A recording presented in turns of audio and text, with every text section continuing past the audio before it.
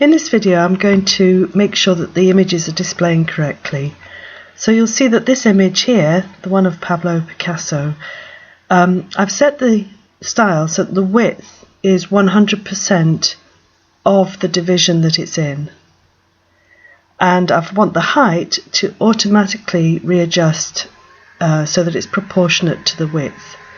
So if we look at the page, you'll see that the proportions are now, this is 100% of the image section of the page, and this is adjusted automatically. If we look at the style sheet, I still have my container and my heading. Just to point something out, I've put the background colour to the heading. It's this grey colour here.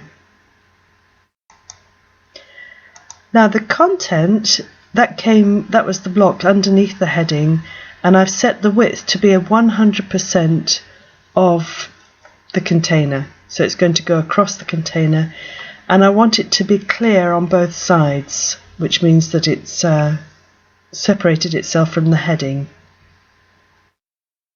The image, now I've changed it from padding to margin, and I've allowed a margin of 1% around the image. So if we look at it, this is 1% of the page around the image. And I've had to think about what width I want it to be, and if you look at these two widths here, I've got a width of 78% for the text. A margin on both sides of 1% gives me 80% for the text, and similarly for the image is 18% of the page or the content, and a margin on 1% on either side gives me 20%. So I'm allowing 20% for the image and 80% for the text, and I'm setting the height of the image to be automatic and the height of the text to be automatic. So I'll just save that and just show you the page. So that's how it's displaying so far. So I'm now going to add on another set of text and image here, but this time I'm going to put the image on this side and have the text on this side. So I'm going to go back into my HTML, and I'm going to put in here, I'm going to put another content, if you like, there, and I'm going to change the name of the picture.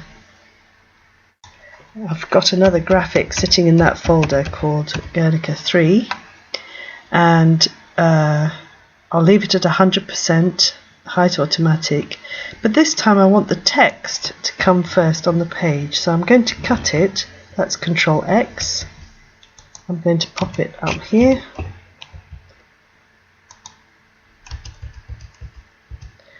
So this will be the first set of content, with my image coming first and then my text.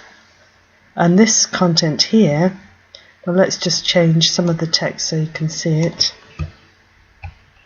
The text will come first and then the image. So let's just save that. And now you can see that I have that second set of text here floating to the left, and then this is floating to the left of that.